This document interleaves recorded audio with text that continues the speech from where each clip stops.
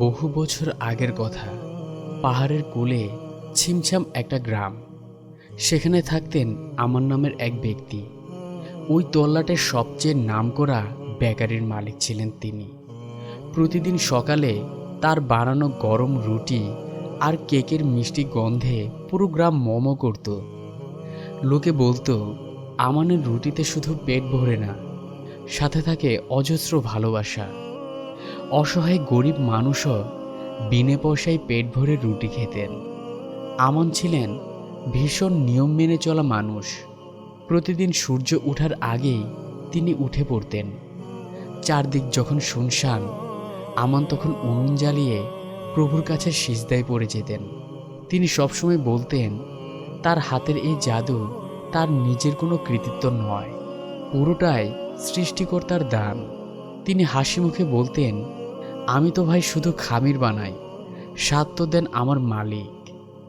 স্ত্রী আর দুই ছেলে নিয়ে আমানের ছিল সাজানো সংসার। রাতে সবাই মিলে যখন উঠোনে খেতে বসতেন, আমান তার ছেলেদের শোনাতেন ধৈর্য আর বিশ্বাসের নানান গল্প। জ্বলন্ত উনুনের দিকে আঙুল তুলে বলতেন, বাবা, আমাদের জীবনটা হলো একটা কাঁচা মাটির পাত্রের মতো। একে শক্তপোক্ত হতে হলে আগুনের তাপে পুড়তেই হবে। যে পুড়ে না সে কাঁচাই থেকে যায়, আর কাঁচা পাত্র সামান্য আঘাতেই ভেঙে চুরমার হয়ে যায়। আমানের জীবন খুব সুন্দর আনন্দে কাটছিলেন, কিন্তু সে আনন্দ বেশি দিন স্থায়ী থাকলো না। তাদের উপর নেমে এলো ঝড়। এক বর্ষায় প্রকৃতি যেন তার সব রাগ উপড়ে দিল। টানা 7 দিন বৃষ্টির পর এক রাতে পাহাড়ের একটা বড় অংশ ধসে পড়ে। বিকট শব্দে যখন ধ্বংস নামল, আমান শুধু তার বউ বাচ্চাদের নিয়ে কোনো মতে ঘর থেকে বের হতে পারলেন। চোখের পলকে আমানের স্বপ্নের দোকান, সারা জীবনের জমানো সম্পদ সব মাটির নিচে চাপা পড়ে গেল। সকালবেলা আলো ফুটতেই দেখা গেল সেখানে কোনো দোকান নেই, ঘরবাড়ি নেই, আছে শুধু কাদামাটির এক বিশাল স্তূপ। রাতারাতি একজন সফল ব্যবসায়ী হয়ে গেলেন পথের ভিখারি।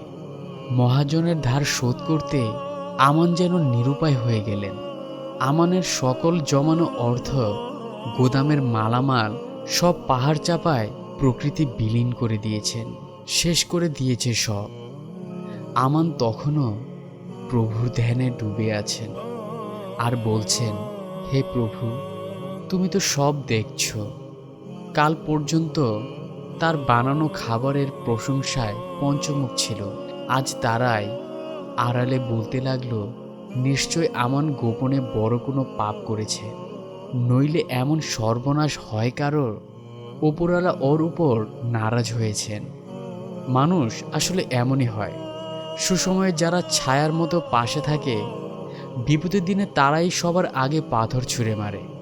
আমান উপলব্ধি করতে পারছেন তার পরিচিত মুখগুলো যেন ধীরে ধীরে অচেনা হয়ে যাচ্ছে।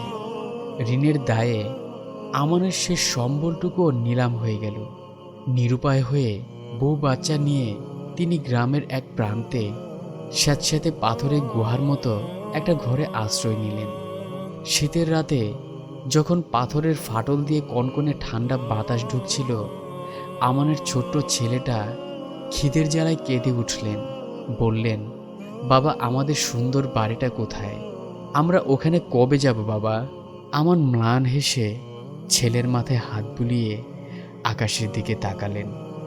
শান্ত গলায় বললেন, বাড়ি তো তারই ছিল বাবা, তিনি আমাদের ব্যবহার করতে দিয়েছিলেন।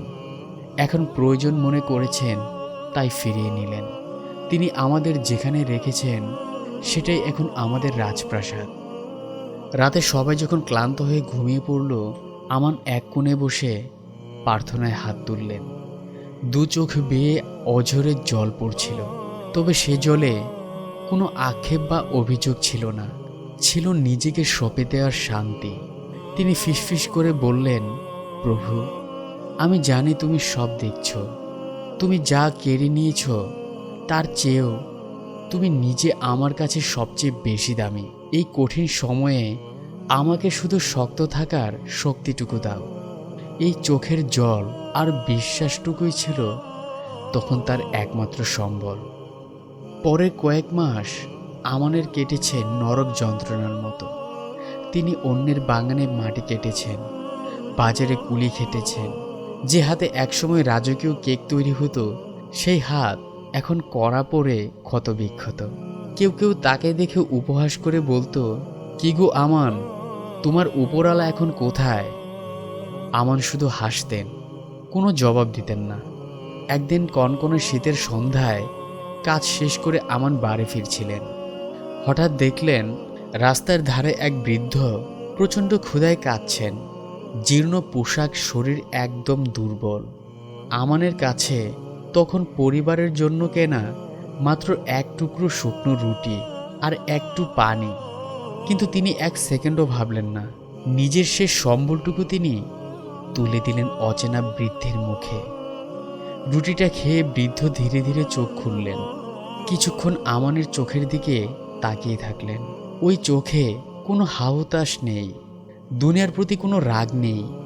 বৃদ্ধ তখন নিজের থলে থেকে পুরনো অদ্ভুত এক নকশা করা একটা ধাতব মুদ্রা বের করে আমানের হাতে দিলেন।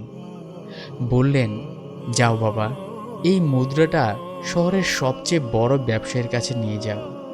সে তোমাকে এর সঠিক মূল্য বুঝিয়ে দেবেন।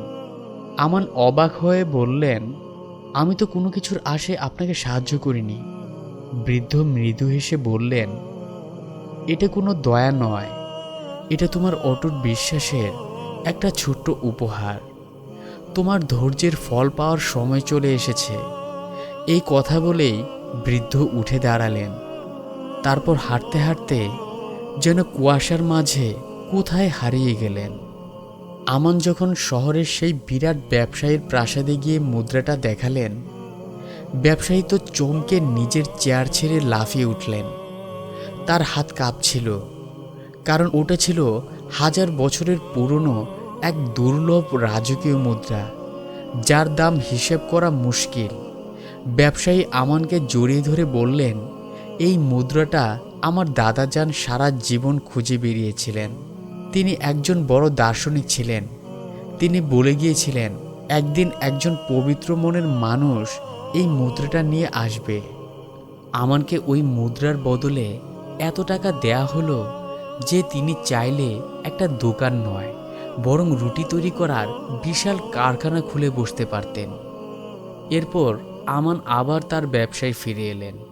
সেই পুরনো পাথরের ঘরটার পাশেই তিনি বিশাল এক লঙ্গরখানা বা ফ্রি খাবারের জায়গা তৈরি করলেন।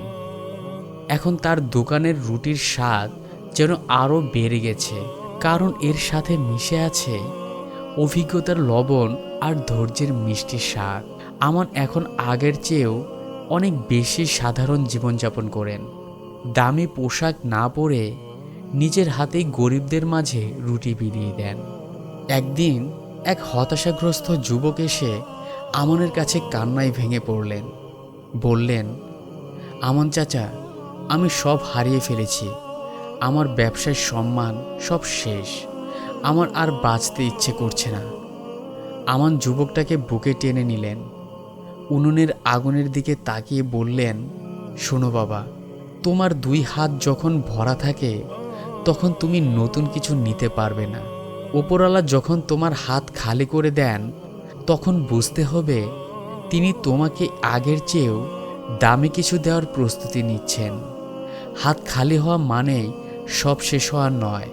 হাত খালি হওয়া মানে নতুন বড় কিছু পাওয়ার যোগ্যতা অর্জন করা। একটু ধৈর্য ধরো, তোমার চোখের প্রতিটি পানির ফোঁটার হিসাব তিনি রাখছেন।